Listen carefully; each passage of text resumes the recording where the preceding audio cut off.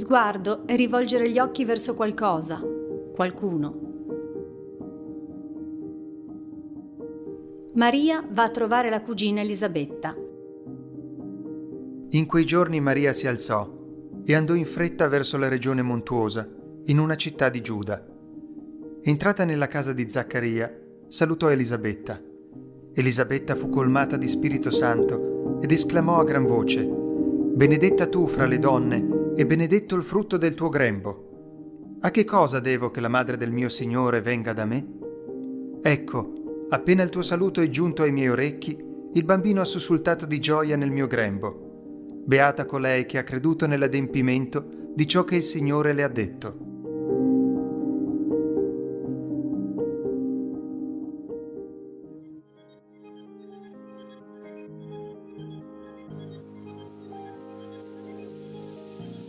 Nello sguardo di Maria si riflette lo sguardo del Padre, che la fece madre di Dio, e lo sguardo del Figlio in croce, che la fece madre nostra. Ne abbiamo tanto bisogno del suo sguardo di tenerezza, del suo sguardo materno che conosce ognuno meglio di chiunque altro, del suo sguardo pieno di compassione, di cura, perché ci spinge ad andare verso i fratelli più bisognosi e ad essere solidali tra noi.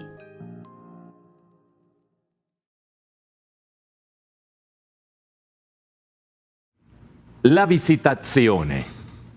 In questo quinto giorno della novena Maria Ausiliatrice ci troviamo visitati da Maria. La visita di Maria ci colma della gioia della vita. Infatti, dice il Vangelo, appena la voce del tuo saluto è giunta ai miei orecchi, il bambino ha esultato di gioia nel mio seno, ha detto Elisabetta. Il ricordo dell'incontro delle sue due mamme acquista un valore tutto particolare. È anche un invito pesante di volgere lo sguardo verso la Madre di Dio, non tanto con atteggiamenti sentimentali, quanto con l'impegno di imitare il suo esempio di fede e di amore. Maria ci visita, come è stata prima lei visitata dall'angelo del Signore. Una volta evangelizzata, si torna evangelizzatrice. Così ha visitato a Don Bosco, dal sogno del 9 anni fino al suo incontro con nostro Padre in paradiso. Le visite erano costanti all'oratorio. Maria ci visita e ci propone l'accoglienza dei messaggi di speranza e di pace. Questo messaggio è particolarmente difficile nei tempi di questa pandemia. Abbiamo paura, non possiamo visitare i parenti, gli amici. Bisogna non dimenticare che le persone sono benedizioni, non un pericolo. Il virus non può separarci dall'amore di Dio. Maria porta Gesù che è amore. Certamente la gioia di ritrovarci, di stare insieme, di essere visitati, tornerà. Intanto dobbiamo ricevere le costanti visite che la Madonna ci fa attraverso la parola di Dio, la Lectio Divina, attraverso gli avvenimenti di ogni giorno con gli occhi della fede, quando noi visitiamo quelli che soffrono oppure hanno bisogno di aiuto. Maria ci guarda, ci considera e ci visita con gli occhi e lo sguardo di Dio, affinché anche noi impariamo a visitarci a vicenda con questo stile, con questo spirito e con questa modalità che fa crescere nella Chiesa ogni occasione di vita che Dio propone proprio attraverso Maria. Benvenuta, Mamma del Cielo, grazie per le tue visite, grazie per questa novena. Continua a visitarci per amare di più al tuo Figlio Gesù e alla Chiesa, che vogliamo servire specialmente nella famiglia salesiana.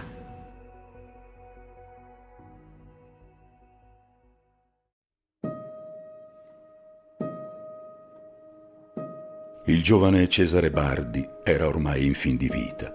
e il suo tutore non voleva chiamare un sacerdote per amministrare gli ultimi sacramenti. La voce della sua gravità raggiunse anche l'oratorio. Don Bosco si diresse subito a bussare alla porta della sua casa. «Son venuto per vedere il giovane ammalato». «Dorme e non conviene destarlo», rispose il tutore. «Allora aspetterò». La risposta non tornò gradita. Don Bosco se ne accorse, ma non cambiò idea. «Senta», disse, «Cesare venne affidato a noi, al collegio di Lanzo, sotto la mia direzione. Ho un po' di ragione a incontrarlo. Sono certo che vuole vedermi. Ma se me lo vietasse, potrei anche appellarmi alle autorità. E lei oserebbe commettere una simile prepotenza?» «Certo che no, ma si direbbe che Don Bosco andò a vedere un suo amico e gli fu negato. Non tornerebbe onorevole alla sua famiglia». Dopo aver parlato con la moglie, il tutore invitò Don Bosco ad entrare nella stanza del malato. Il povero giovane, appena lo vide, si alzò dal letto e gli strinse le braccia al collo. Lo baciò più volte, esclamando: «Grazie, Don Bosco, grazie per essere venuto a trovarmi. Voglio confessarmi, vi aspettavo». Fu una scena tenerissima. Il giovane si confessò e divenne raggiante di gioia. Volle anche appendere al muro un'immagine della Madonna che non finiva di ammirare con amore.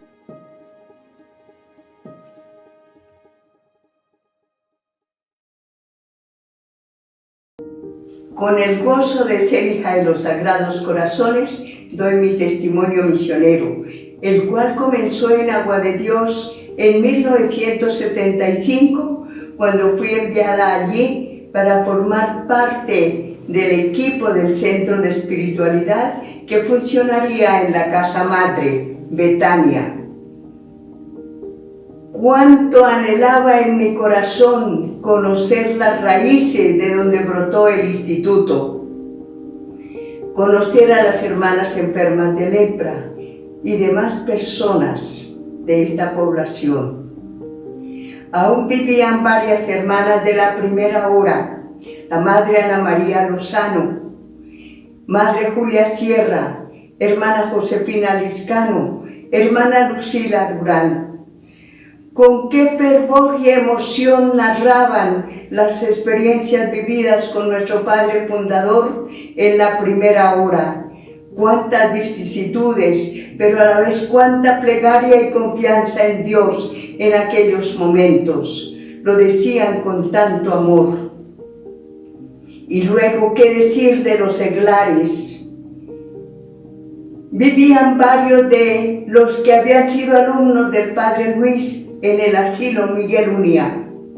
Con fervor, con lágrimas, narraban sus experiencias vividas al lado del Padre, un verdadero ángel de bondad que supo acompañar y aliviar sus horas de orfandad y de dolor.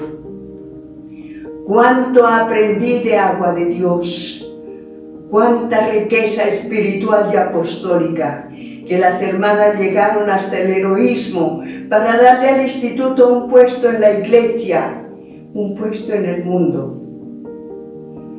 Viene un segundo momento, porque precisamente allí junto a la tumba del fundador, un día durante la celebración eucarística, en el momento de la consagración, después de alabar a Dios 3 veces santo, pregunté al Padre Luis: ¿soy de verdad su hija?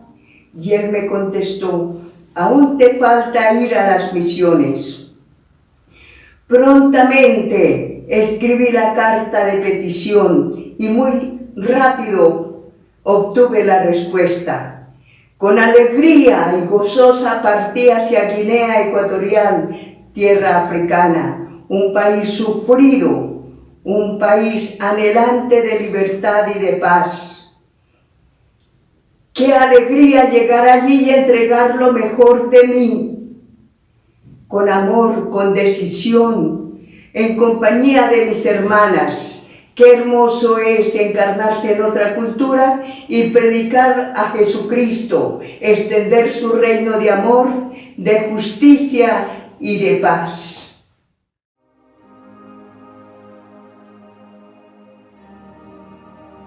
O Maria, Vergine potente, tu, grande e illustre presidio della Chiesa, tu, aiuto meraviglioso dei cristiani, tu, terribile come esercito schierato a battaglia.